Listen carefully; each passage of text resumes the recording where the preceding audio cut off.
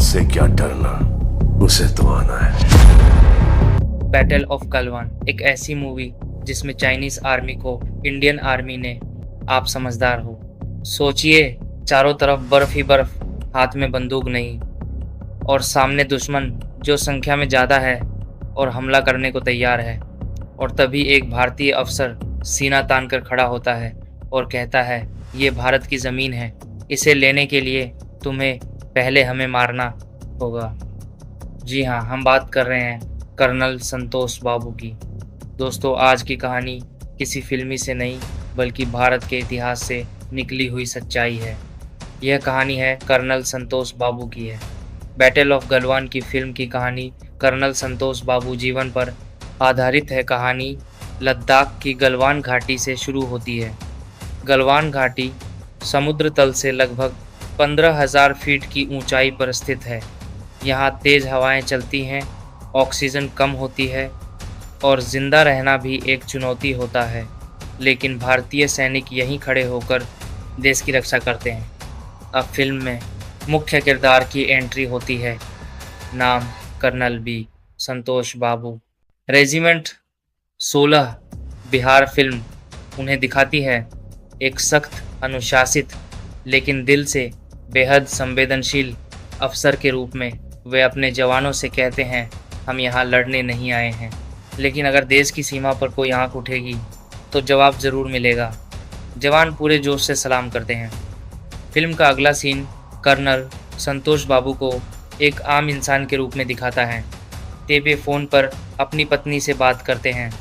पत्नी की आवाज़ में डर है, लेकिन कर्नल शांत स्वर में कहते हैं, चिंता मत करो, देश सुरक्षित रहेगा तो हम भी सुरक्षित रहेंगे। ये सीन दिखाता है कि एक सैनिक सिर्फ योद्धा नहीं बल्कि एक पति और पिता भी होता है। अब कहानी में टर्निंग पॉइंट आता है। इंटेलिजेंस रिपोर्ट मिलती है कि चीनी सेना सीमा समझौते का उल्लंघन कर रही है। कर्नल संतोष बाबू खुद आगे जाकर मामला सुलझाने का फैसला लेते हैं।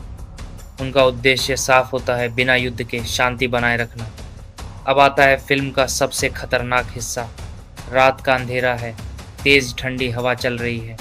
भारतीय सैनिक निहत्थे हैं क्योंकि समझौते के अनुसार गोली चलाने की अनुमति नहीं है। लेकिन तभी चीनी सैनिक लाठी, लोहे की रॉड और कील लगे डंडों से अचानक हमला कर देते हैं। यहाँ फिल्म पूरी तरह बदल जाती है। दोनों तरफ हाथ से हाथ की भयानक लड़ाई होती है। भारतीय जवान संख्या में कम होते हुए भी पीछे नहीं हटते। कर्नल संतोष बाबू सबसे आगे खड़े रहते हैं और चिल्लाकर कहते हैं, कोई पीछे नहीं हटेगा, ये भारत की ज़मीन है। लड़ाई के दौरान कर्नल संतोष बाबू गंभीर रूप से घायल हो जाते हैं, लेकिन अंतिम सांस तक वे अपने जवानों को निर्देश देते रहते हैं और इसी जंग में वे देश के लिए वीरगति को प्राप्त होते हैं।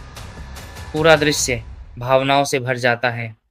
अपने कमांडर की शहादत के बाद भारतीय जवान पूरी ताकत से दुश्मन पर टूट पड़ते हैं। चीनी सैनिक घबरा जाते हैं और पीछे हटने पर मजबूर हो जाते हैं। फिल्म साफ संदेश देती है, जीत हथियारों से नहीं, हौसले से होती है। अब कहानी पूरे भारत में फैल जाती है। भारत सरकार कर्नल संतोष बाबू को मरणोपरांत महावीर चक्र से सम्मानित करती है। अब सबसे ज़रूरी बात, सलमान खान फिल्म में सीधे कर्नल संतोष बाबू नहीं बने हैं। वे एक ऐसे भारतीय सेना अधिकारी का किरदार निभाते हैं जो कर्नल संतोष बाबू जैसे वीर अफसरों से प्रेरित है। नाम बदला गया है, कुछ घटनाएं सिनेमाई बनाई गई हैं, लेकिन जज्बा, साहस और बलिदान असली हैं। फिल्म हमें यह सिखाती है, हम चैन से सोते हैं क्योंकि कोई जवान सीमा पर जाग रहा होता है।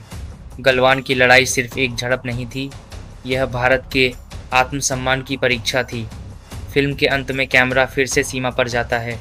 नए जवान ड्यूटी संभालते हैं, तिरंगा हवा में लहराता है। स्क्रीन पर लिखा आता है, बैटल ऑफ गलवान, रिलीजिंग 17 अप्रैल 2026। अगर आपके वीडियो अच्छी लगी हो तो वीडियो को लाइक ज़रूर करें और चैनल को सब्सक्राइब ज़रूर कर देना। कमेंट में जय हिंद लिख देना।